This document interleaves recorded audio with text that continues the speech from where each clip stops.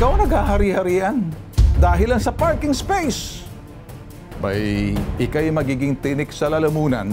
Actually, sir, nasabihan na kami dati, sir, na wag daw po kami magpa-park doon sa area na yon, doon sa may gutter na yon, kasi medyo matapang nga daw po yung may-ari kasi may malaking tao daw po. Agila, meet the tiger. Nagulat ako, bakit kukuhaan ako ng ID nito? Aragis ang pambansang sumbungan. Kakaiba mga sumbong. Iba rin ang investigasyon na ginagawa ho natin. Dito ho, sa nag-iisang pambansang sumbungan. Abay, ginigipit ba ka mo? Tinatakot ba kayo? Naghahari-harian ba sa lugar ninyo? Policeman yan, PDEA, Army, Militar, Congressman, Senador, kahit sino pa man yan. Ipabitag nyo. Sa isang komunidad, importante ang sinasabi natin, maganda ang inyong pakikitungo sa inyong mga kapitbahay. Pero paano kung isang simpleng bagay dahil lamang sa parking?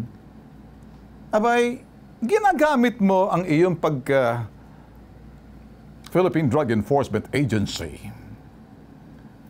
Ikaw naghahari-harian dahil lang sa parking space. Bay, ikay magiging tinik sa lalamunan. Ang tingin sa'yo, para kang peste sa lugar. Yan ang iimbestigahan ngayong hapon. Buong detalye ng sumbong. Panoorin. Auno ng Mayo, kagagaling daw ng magkapatid na sina Donna at Danison sa tahanan ng kanilang ina sa isang subdivision sa San Mateo, Rizal. Ihahatid na raw sana ng asawa ni Donna si Danison pauwi sakay ng motor nang biglang magkaaberya. Ang motor biglang nakapadlock. Sa pagtatanong ng pamilya, napag-alamang ang kapitbahay nilang PDEA agent na si Rio Arizala ang may kagagawan. Batas daw sa kanilang lugar ang paggamit ng parking space ng PDEA agent na si Rio. Mag-uuwian na po kami. Doon lang po na nadiskubre na doon pala nakapark ang NMAX. And then nakita nga po niya may padlock. Agad daw silang nagtungo sa tahanan ni Rio para pakiusapan na alisin ang padlock sa motor. Pero laking gulat daw ng pamilya ang naging reaksyon ng PDEA agent na si Rio. Sinabihan pa raw sila na hindi niyo ba ako kilala? Malaking tao binabangga ninyo. Alam niyong eagle ako. Bukod dito ay kinuha rin umano ang ID nila at pinagpipicturan ng asawa ni Rio at pinagbantaan humanda kayo. Dumiretso kami sa barangay dahil marami na nga po silang nakainkwentro at nakaharap dahil nga po sa ganong klaseng ugali nila na hindi naman po dapat ipalakihin, nananakot po sila. Ang sumbong, iimbestigahan at aksyonan sa hashtag ipabitag mo.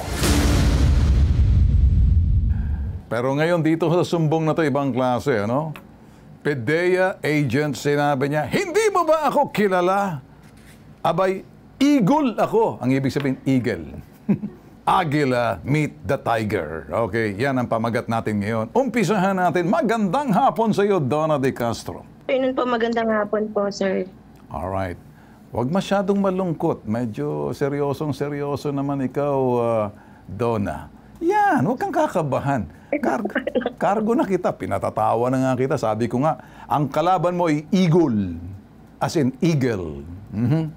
Subalit, ang kausap mo ngayon, tiger. Hindi, tiger pala. Alright.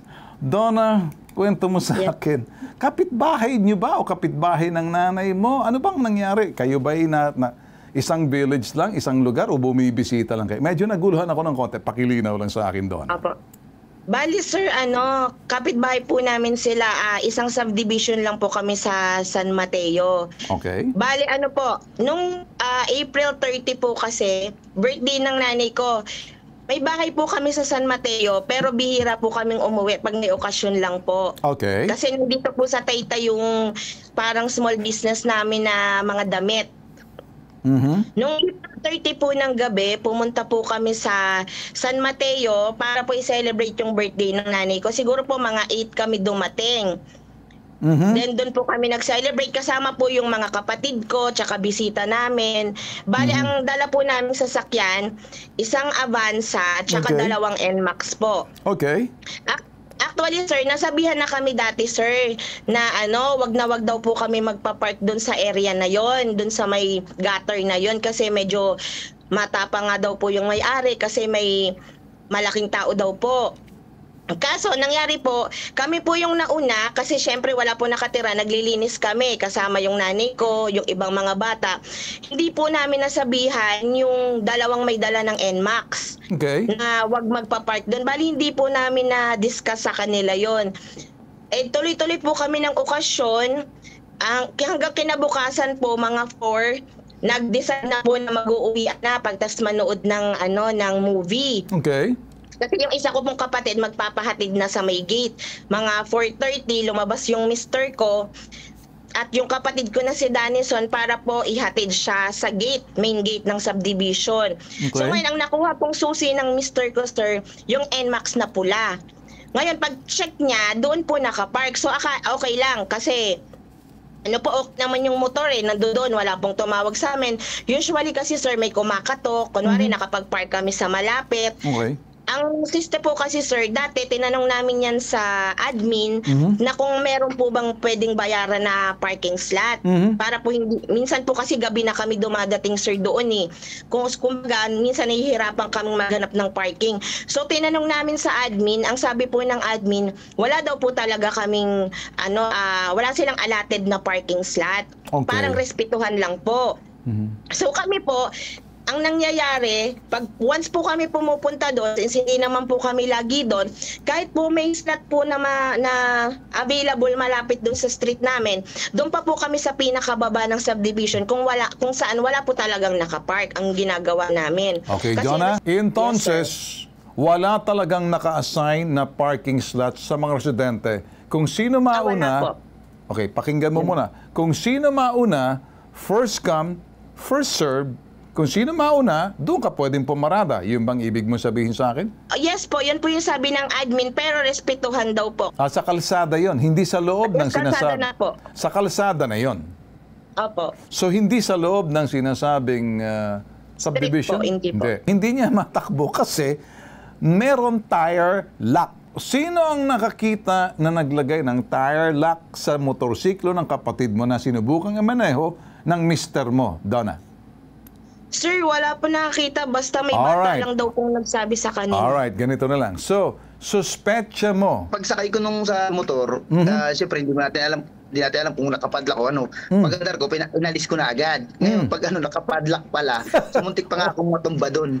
Okay. Nung pagkatapos nung tinignan ko, pinigilan ko yung motor doon, nakita ko sa CCTV, nakikita natin, pinigilan ko, pero nakastart pa yung makina niyan. Now, nung pag ko, may bata dito sa paligid, sabi ko, sino kaya nagpadlock nito? Sabi ko nung gano'n, may idea ka. Kasi yung kasing parking na yun, sir, dati pong tinuro na wag daw ako magpa-park doon. Kasi yung slot daw nung ni Rio Arizala. Hindi ko okay. talaga siya kilala totally. Oh. So, nung kinuha ko, nagmadali nga ako nang tanggalin kasi nga, siyempre sabi ko, patay, baka makakita tayo nito. Pero nakita ko na yung sasakyan niya doon sa may bandang dulo. Okay. Nakita ko na yun. So, ang nangyari, binilisan ko na lang ng pag-alis. So, yun, katulad na nakapadlock. Naghanap na lang ako sino yung makakausap ko. Kasi sabi ko, ay baka pinadlock niya, baka kaibigan to. Kaibigan. So gusto ko sana Okay. siya makausap para Alright. malamang kaibigan to. Ganyan ko Alright. para makausap. Kasi naniniwala naman kasi ako na hindi naman nadadaan sa magandang usapan ang lahat ng bagay. Alright. Katulad nung hanap ko, may nagsabi sa akin din sa paligid yung bata na hanapin daw yung bahay. Tinuro naman yung bahay sa may van na kulay. Alright, Mark, pinuntahan niyo ba si Rio Arizala para tanungin, Sir, kayo ba ang padlock ng motor? Kasi ayoko kasi na para mag-aakusa tayo. Yes sir, na-unlock yun. Kasi Kanina, yung so- kasama niya. Oh, Yung kasama niya. so Yung kasama. kung nakumpirma na si Rio Arizala ang may hawak ng susi ng tire lock doon sa motor mo, sa motor na ano mo. Okay, Yes, sir. kumpirmado. Yes, sir. Ano ang sinabi ni Rio Arizala? Kung sino bang pumunta? Ikaw, misis mo, o kapatid Ako mo? sir, ako. Okay. Nakausap mo si Rio Arizala? Sabi niya sa akin sir, nung bungad niya, actually yung asawa niya yung nauna na umano sa akin. So nagpasensya naman kami na sabi ko, pasensya na ma'am kasi na-parkingan ko yung parkingan niya na sinasabi. So pasensya na po. Ngayon, pwede ba nating matanggal na yung padlock? Okay. At makaalis na kami at matapos na po yung pasensya na po sa abala. So nagsabi siya na, hindi niyo ba alam na kami pa ang nagpasemento niyan? Okay.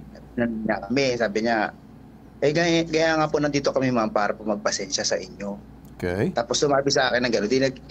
Nag-usap din kami ng basta laging pasensya ako. Ngayon, sabi niya sa akin, naliligo pa daw yung asawa niya. Pagkatapos nun, sir, lumabas na sila. Okay. Kasama yung asawa niya. Tapos yung sa kapitbahay niya, meron din.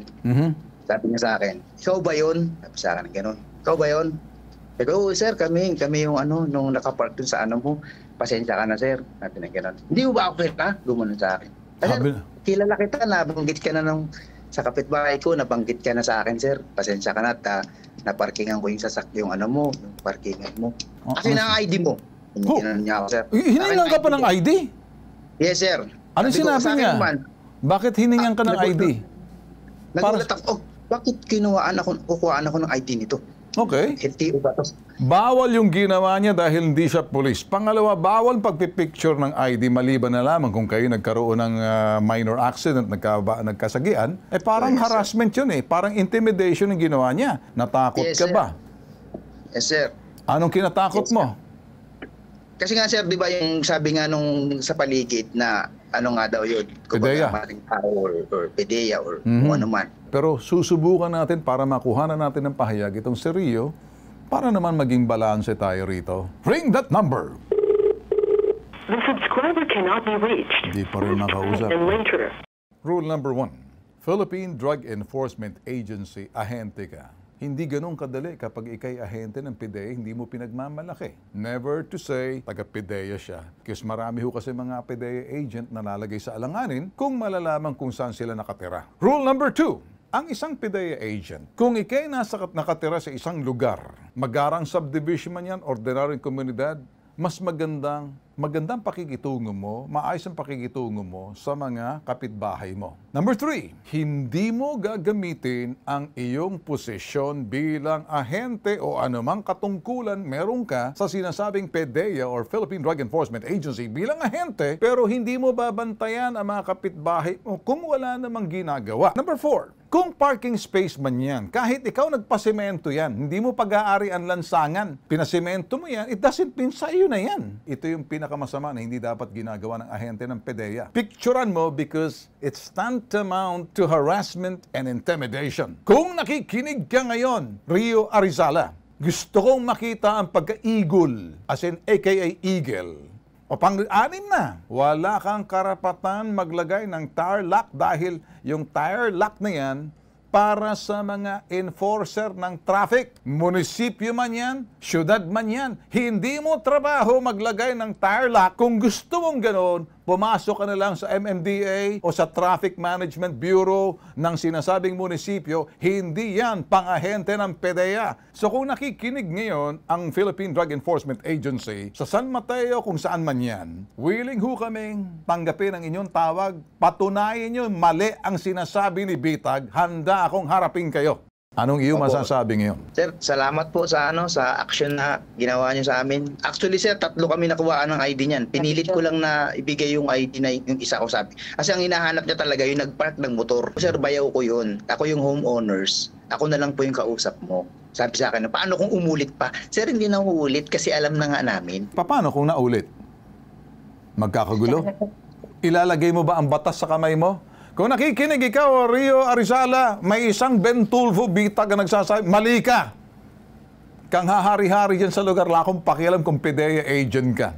Gusto mo bang magbigay ng mensahe sa kanyang mensaheng diplomatiko na lumapit ka na sa akin, sabihin mo kung anong nasabi ko, pakiulit sa kanya. Sir, kung nakikinig ka, Sir Rio, wala naman kaming ginagawa sa iyong masama. Kung naabala ka namin sa pag-parking ng motor namin sa inyo, dun sa parking na sinasabi mo, nagpasensya ako sa iyo.